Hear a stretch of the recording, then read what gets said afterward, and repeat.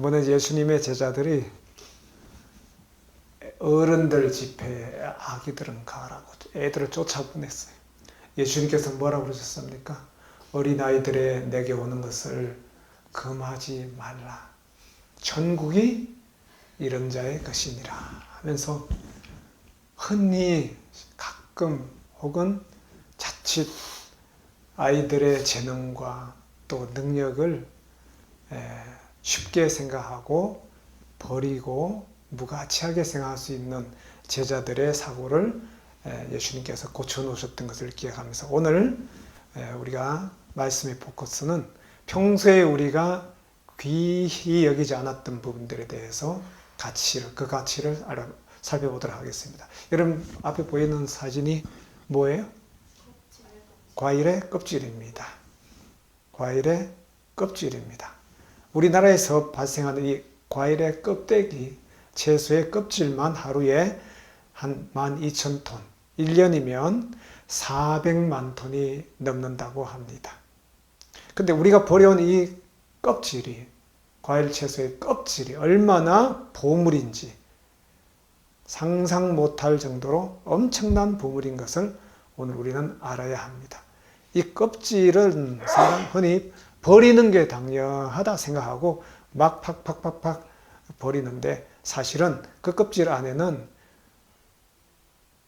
엄청난 영양소가 집중되어 있고 또 그 영양소는 굉장한 것이고 심지어는 그 과육보다도 2~3배나 더 많고 그리고 경제적, 환경적으로 얼마나 많은 이점이 있는 것이 음식물 쓰레기라 하는 사실을 알아야 되는데 금액으로 환산을 해보면요. 음식물 껍데기 자체만 해도 한 12에서 13조의 가치가 있고 그걸 처리하는 비용은 2조, 환경 비용은 2~3조 모두 약 한 1년에 15조나 20조 원어치가 그 껍질이라고 합니다. 버려지는 데만 그렇게 버리고 있어요. 참 우리가 가치를 모르고 버리고 있는 것입니다.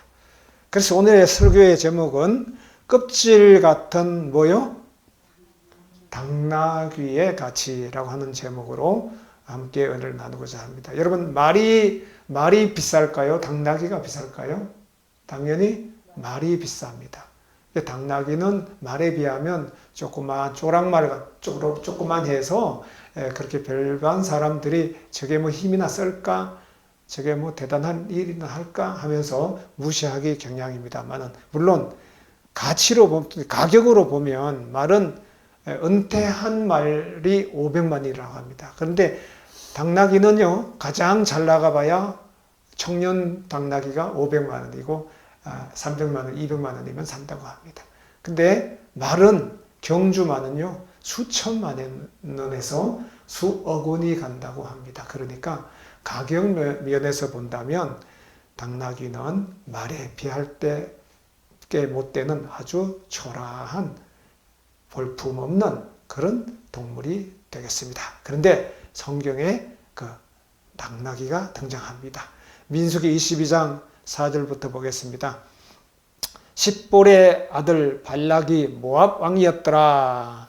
모압이 여러분 지도에서 보면 오른쪽 아래예요. 모압. 사해에 있는 사해 동쪽 이스라엘 백성들이 저 사해 바다를 건너 요단강을 건너야 이제 가나안 땅에 들어갔는데 BC 한 1600년경에 일어났던 사건이에요. 아직 가나안 땅에 못 들어갔는데 가나안 땅에 들어가면 이제 이스라엘 나라가 하나 생기니까요. 모압 왕이 난리가 났어요. 거의 40년 동안 이 군대도 없는 이스라엘 백성들이 200만 명이 광야로 돌아다니고 죽지도 않고 살아서 여기까지 왔으니 이제 자기 나라 망하게 되겠다 싶어가지고 저 위에 볼이라고 하는 5절 그 종 사신을 볼의 아들 발람의 고향 강변 브도로에 보냈어요.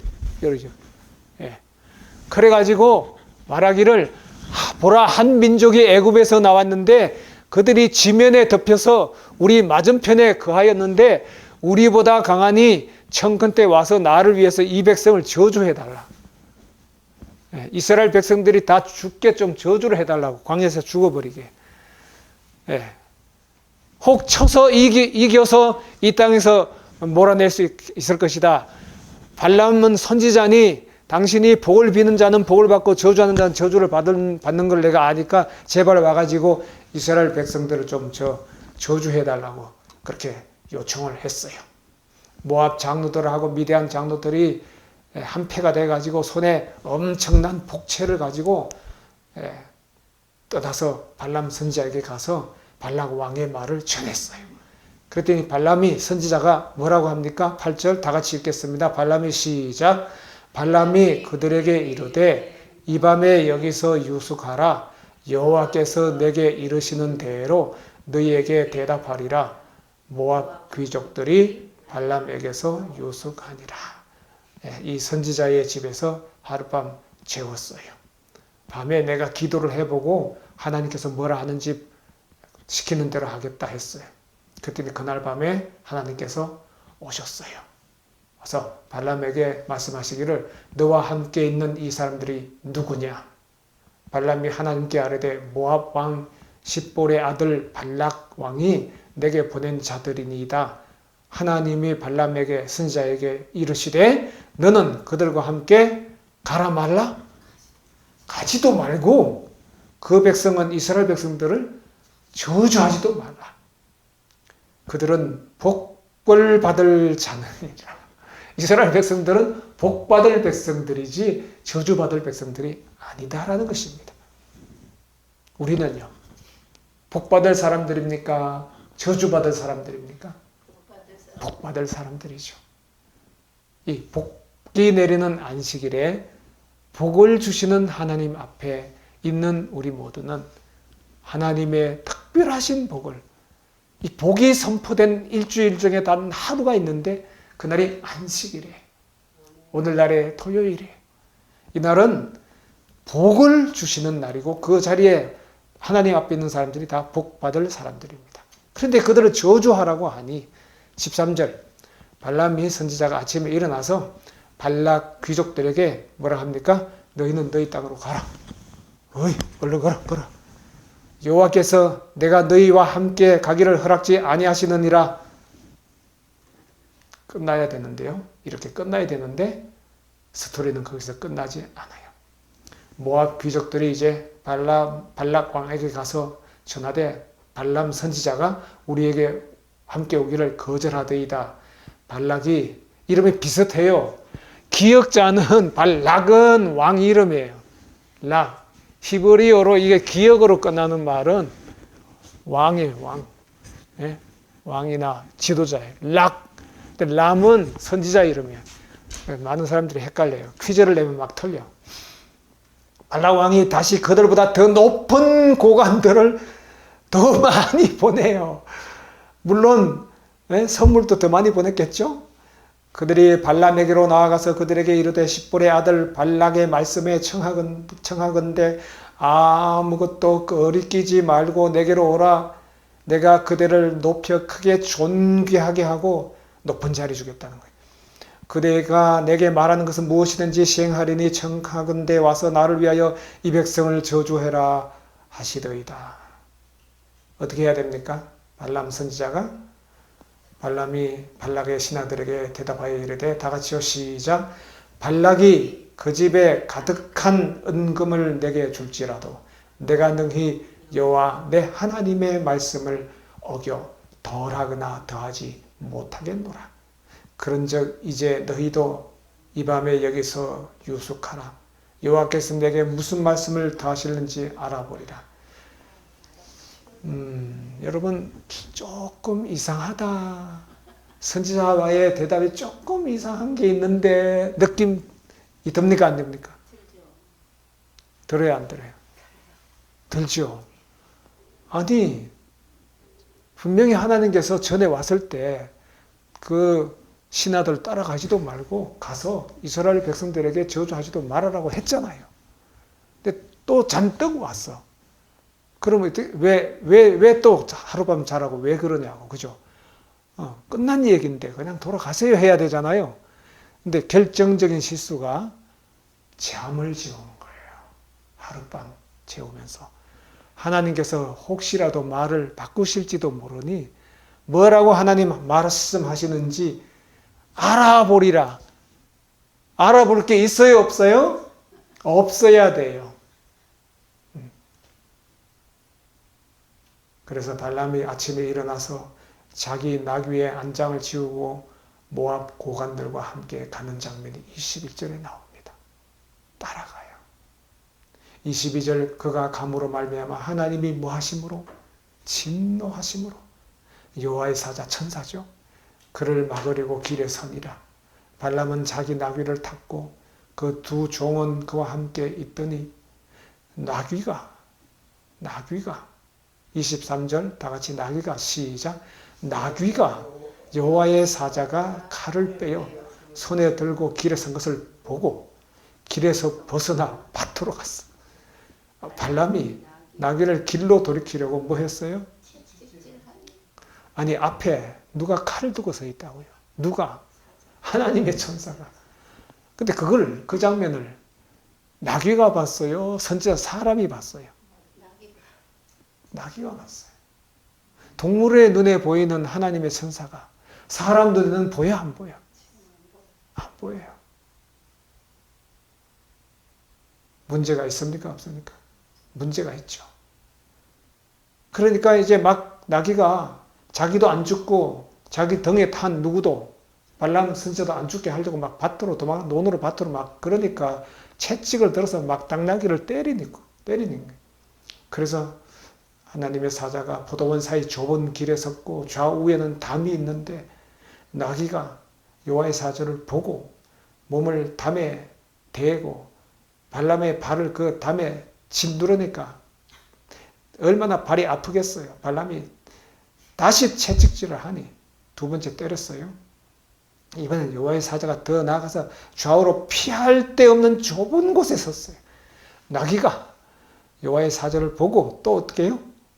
발람의 밑에 엎드리니 나귀가 이제는 엎드려 버렸어요. 발람이 화를 내면서 자기 지팡이로 나귀를 또 때렸어요. 몇 번 때렸어요? 몇 번째 때렸어요? 세 번째 때렸어요.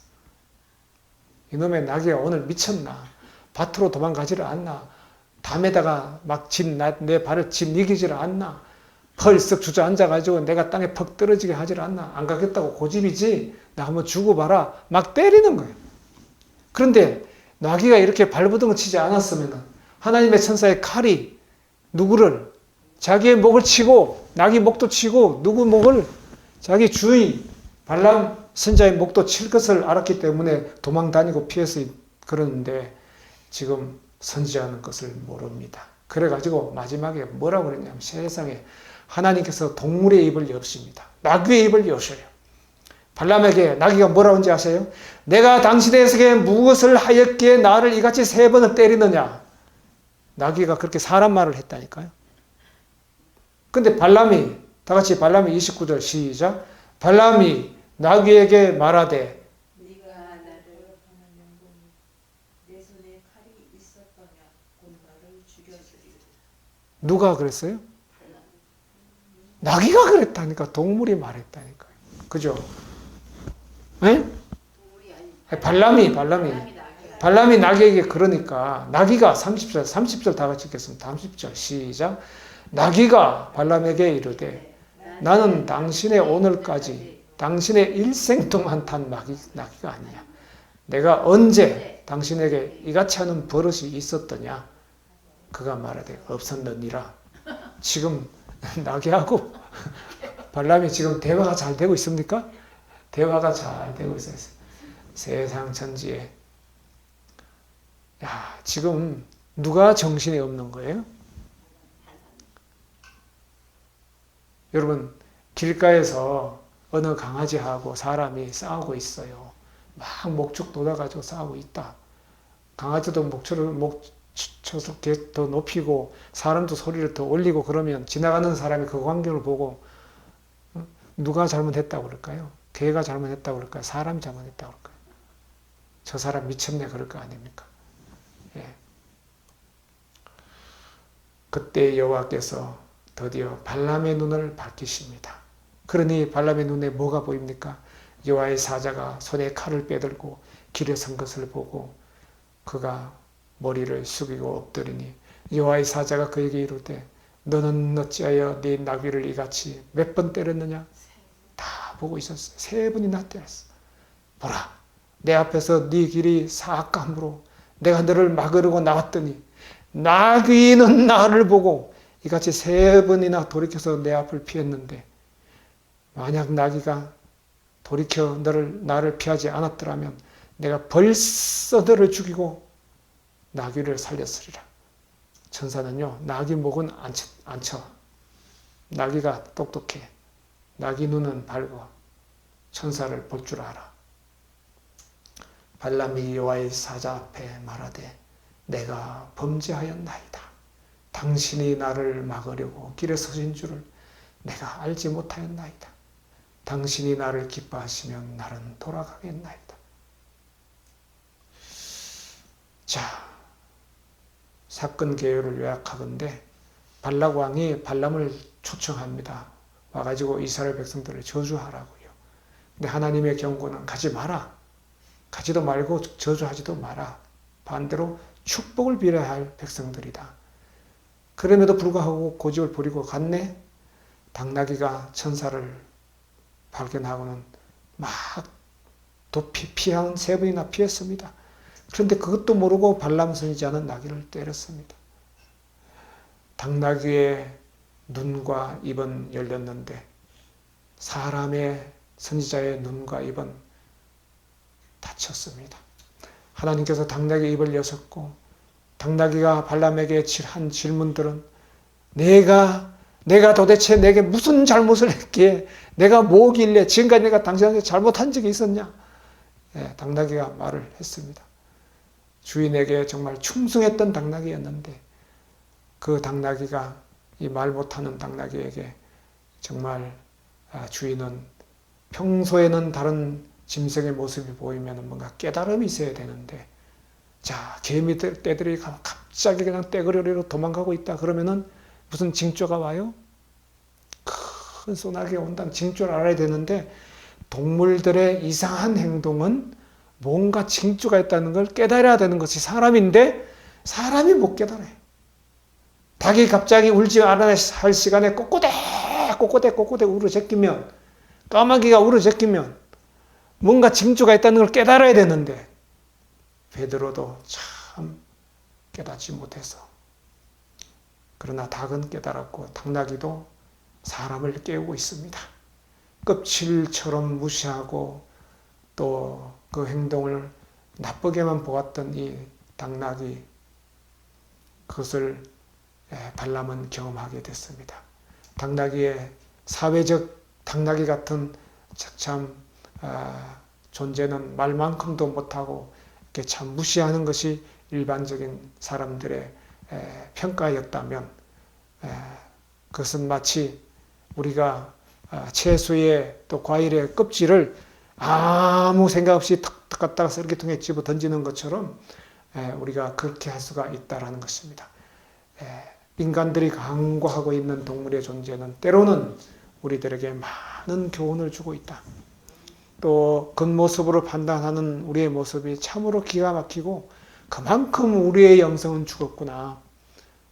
우리가 아담이 영이 떠나버린 그런 상태로 우리를 출산했기 때문에 우리는 정말 영이 망가져버린 존재로서 하나님의 영적인 존재들, 천사나 하나님을 제대로 알아보지를 못한다.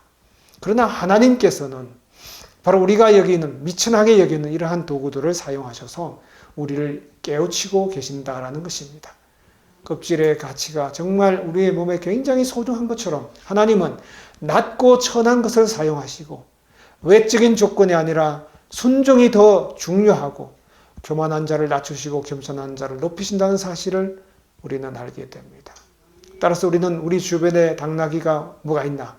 내 주변을 다시 한번 살펴봐야 됩니다. 하나님께서 내게 보내신 당나귀는 어디 있을까? 무엇이 나의 당나귀일까? 우리는 살펴봐야 합니다. 발람의 눈이 왜 감겼느냐? 탐욕과 명예의 눈이 높은 자리 고관 대작을 주게 그리고 많은 은금을 주게 그런데 처음에는 거절했는데 그만 그가 점점 눈이 멀어지기를 시작했어요.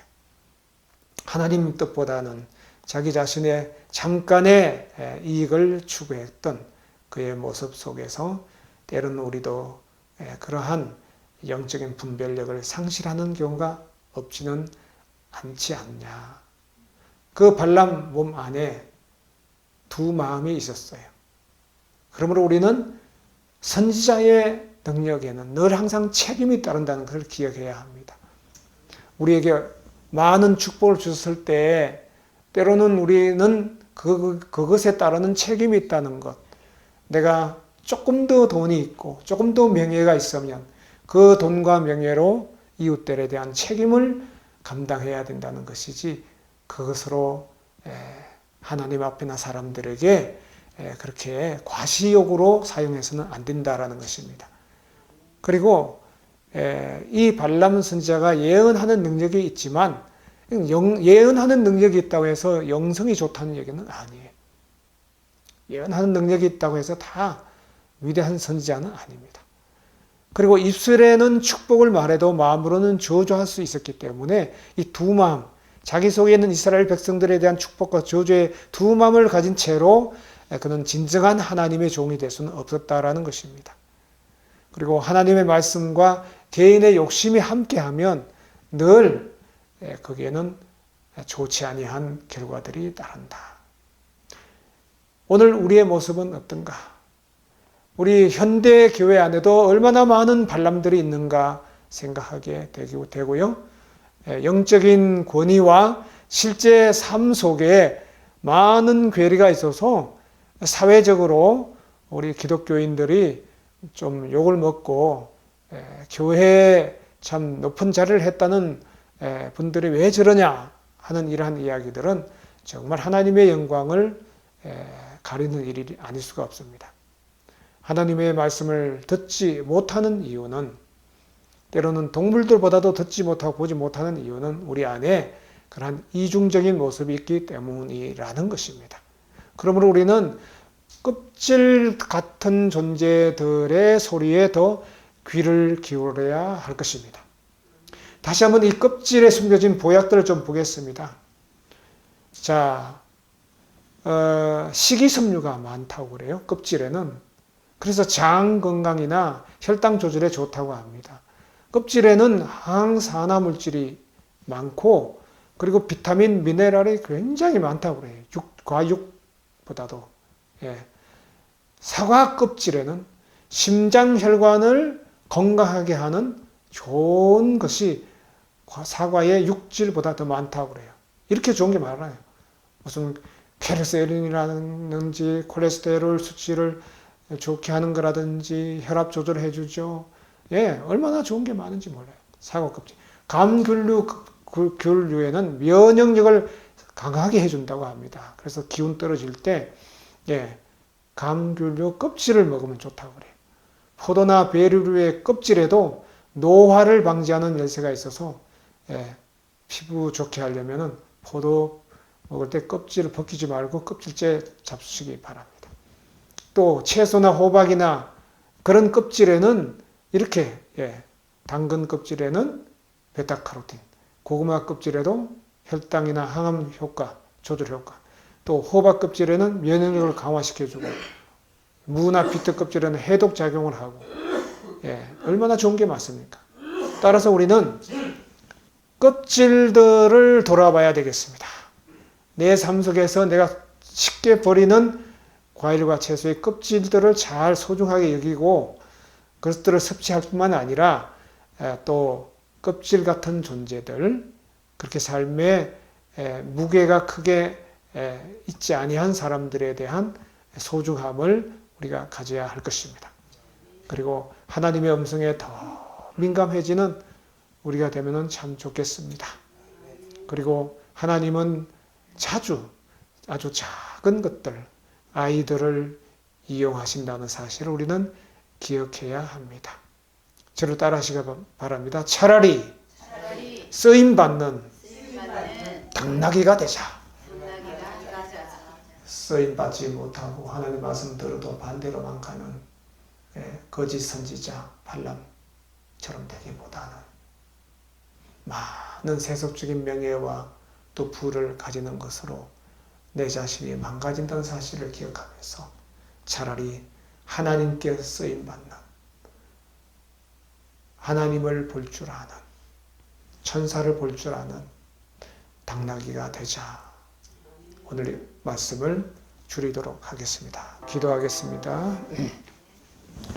이제는 우리 아버지 하나님의 다함이 없는 사랑과 성령 하나님의 감화 감동하심과 교통하심과 우리 구주 예수 그리스도의 십자가의 다함이 없는 사랑이 차라리 하나님의 소중함을 알아보고 영적인 가치를 알아보는, 그러나 사람들이 버리는 껍질 같은 존재가 되어서 귀히 쓰임받는 존재로 남은 삶을 살아가기로 결심하는 우리 모두에게 이제로부터 영원 무궁토록 함께 하시옵시기를 간절히 축원하옵나이다. 아멘.